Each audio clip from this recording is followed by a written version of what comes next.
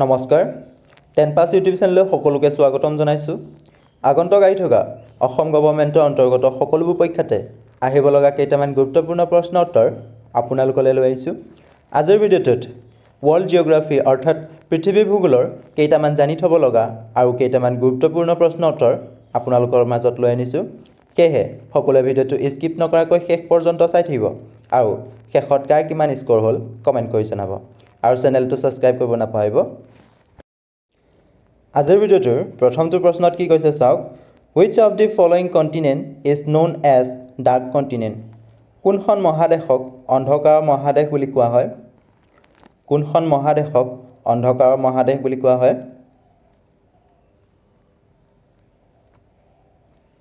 ইয়াৰ উত্তৰটো হ'ব option number সি Africa Africa মহাদেশখনক অন্ধকাৰৰ মহাদেশ বুলি কোৱা হয় 2 নম্বৰ প্ৰশ্নটো চাওক Where is the headquarter of ONGC? তেল আৰু প্ৰাকৃতিক গেছ আয়োগৰ মুখ্য কাৰ্যালয় ক'ত অৱস্থিত? তেল আৰু প্ৰাকৃতিক গেছৰ আয়োগৰ মুখ্য কাৰ্যালয় ক'ত অৱস্থিত? ইয়াৰ উত্তৰটো হ'ব অপচন নম্বৰ এ দিল্লীত। দিল্লীত ONGC অৰ্থাৎ তেল আৰু প্ৰাকৃতিক গেছৰ আয়োগৰ মুখ্য কাৰ্যালয়টো অৱস্থিত। আৰু এই ONGCৰ ফুল ফৰ্মটো হৈছে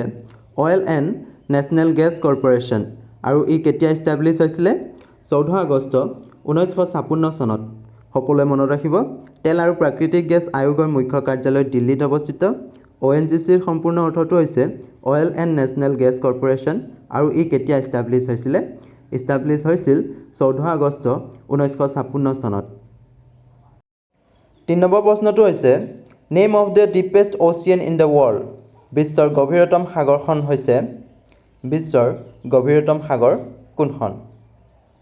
আমি সকলোৱে জানো ইয়াৰ উত্তৰটো হ'ব অপচন নম্বৰ এ প্ৰশান্ত মহাসাগৰখন বিশ্বৰ গভীৰতম মহাসাগৰ 4 নম্বৰ প্ৰশ্নটো হৈছে In which ocean Bermuda Triangle region is located কোনখন মহাসাগৰত ৰহস্যজনক বৰ্মুডা ত্ৰিভুজ আছে কোনখন মহাসাগৰত ৰহস্যজনক বৰ্মুডা ত্ৰিভুজ আছে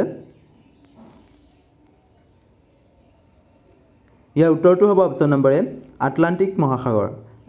মহাসাগৰত ৰহস্যজনক বৰ্মুডা ত্ৰিভুজ আছে নেক্সট প্ৰশ্ন The historical city Machu Picchu is located in which country ঐতিহাসিক মাচু পিচু কোনখন দেশত অৱস্থিত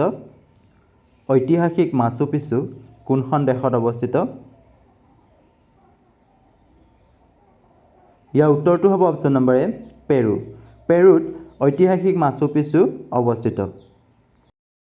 নেক্সট প্ৰশ্নটো চাওক The largest island in the world is বিশ্বৰ বৃহত্তম দ্বীপৰ নাম হৈছে বিশ্বৰ বৃহত্তম দ্বীপ কোনটো এডুকেশ্যন যোৱা গ্ৰেড 3 পৰীক্ষাত দেখিব পোৱা গৈছে ইয়াৰ উত্তৰটো হ'ব অপচন নম্বৰ বি গ্ৰীণলেণ্ড বিশ্বৰ বৃহত্তম দ্বীপৰ নাম হৈছে গ্ৰীণলেণ্ড 7 নম্বৰ প্ৰশ্নটো চাওক কি কৈছে Which of the following is known as the gift of the Nile নিম্নলিখিত কোনখন দেশক নীল নদীৰ দান বুলি জনা যায় ইয়াৰ উত্তৰটো হ'ব অপচন নম্বৰ বি ইজিপ্ত দেশখনক নীল নদীৰ দান বুলি জনা যায় 8 নম্বৰ প্ৰশ্নটো চাওক কি কৈছে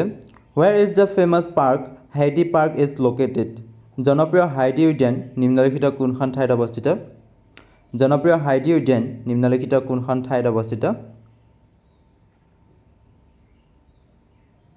ইয়াৰ উত্তৰটো হ'ব অপচন নম্বৰ সি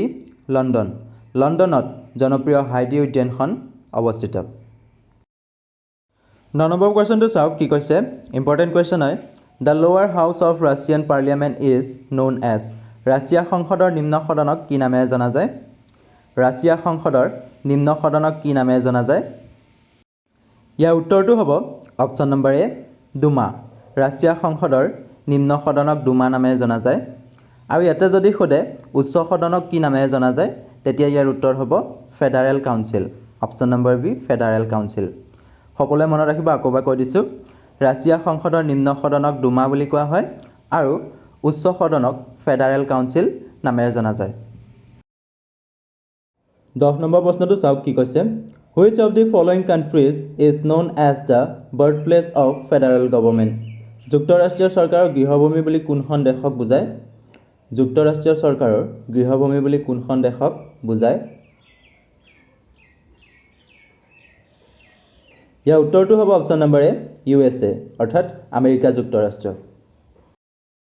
11 নম্বৰ প্ৰশ্নটো চাওক কি কৈছে the Swaythling Cup is associated with which sports Swaythling Cup কি খেলৰ লগত জড়িত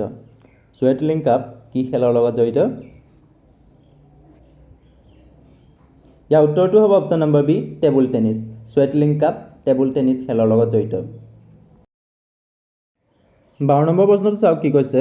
which of the following is the smallest continent in the world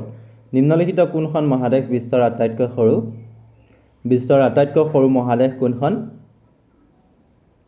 আমি সকলোৱে জানো ইয়াৰ উত্তৰটো হ'ব অপচন নম্বৰ সি অষ্ট্ৰেলিয়া মহাদেশখন বিশ্বৰ আটাইতকৈ সৰু মহাদেশ।